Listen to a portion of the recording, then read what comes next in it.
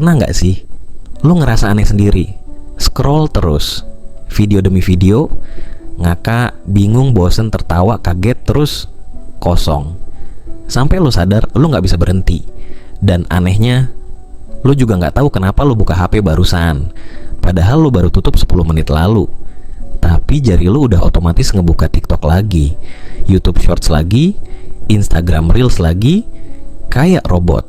Detak jantung pelan-pelan meningkat, musik latar mulai menekan. Dan sekarang lu mikir, gue tuh pemalas ya. Tapi gimana kalau jawabannya bukan itu? Gimana kalau lu sebenarnya nggak males, tapi otak lu yang udah rusak? Bayangin gini, otak lu itu kayak spons. Kalau lu celupin ke air bersih, buku bagus, obrolan mendalam, konten berkualitas, dia nyerap, dia berkembang.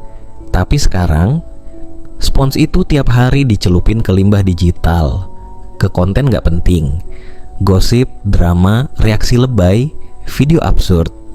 Lama-lama spons itu keropos, lembek, busuk, dan lo masih mikir ini cuma hiburan kecil buat ngisi waktu, padahal dia lagi nyedot energi otak lo dan ngasih lo dopamin murahan, overdose dopamin, sampai lo gak bisa mikir jernih lagi. Tahun 1854, ada orang namanya Henry David Thoreau. Dia tinggal di hutan, jauh dari keramaian. Dia nulis buku berjudul Walden. Dia bilang, manusia makin bego karena terlalu nyaman. Dan dia bener.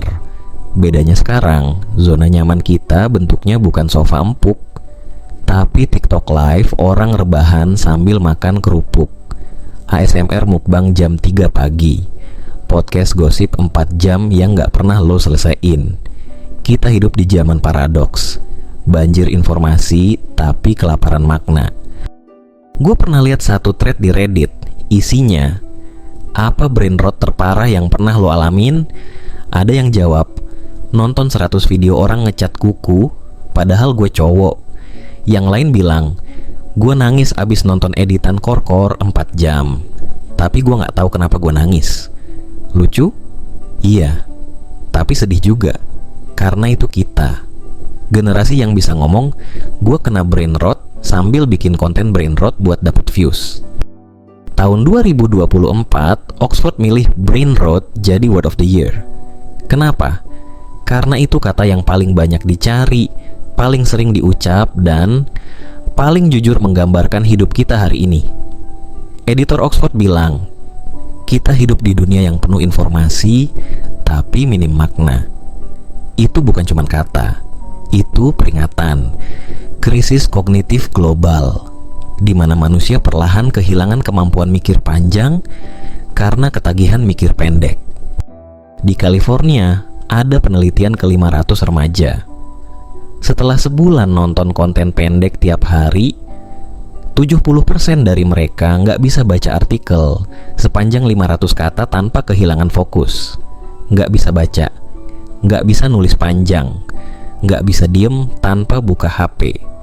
Salah satu dari mereka bilang, kepala gua kayak TV nyala terus, statis, ramai, tapi nggak jelas, dan itu ngeri. Gue nggak mau cuma nakut-nakutin lo, karena gue juga pernah di titik itu. Dan ini langkah-langkah kecil yang ngebantu gue. Level 1, matikan semua notifikasi minimal 2 jam per hari. Level 2, ganti scrolling dengan journaling, tulisan tangan, fisik, nyata. Level 3, liburan ke tempat yang gak ada sinyal. Serius, lu bakal kaget betapa otak lu jadi tenang untuk pertama kalinya. Mau lebih menantang? Gue tantang lu 24 jam tanpa buka Reels, Shorts, TikTok. Kalau gagal, kirim 10.000 ke temen lu, tandain, malu-maluin dikit biar kapok. Sekarang bayangin 10 tahun ke depan, lu bisa upgrade otak lo, bisa nyambungin chip AI langsung ke kepala. Pilihannya cuma 2, mode produktif atau mode shitpost. Dan kalau lo milih salah satu, lo akan hidup dengan konsekuensinya. Tapi hari ini, pilihan itu belum di tangan mesin, masih di tangan lo. Dan inget, lo bukan pemalas, lo cuma manusia yang dikurung algoritma. tapi lo bisa bebas kalau lo mau mulai hari ini.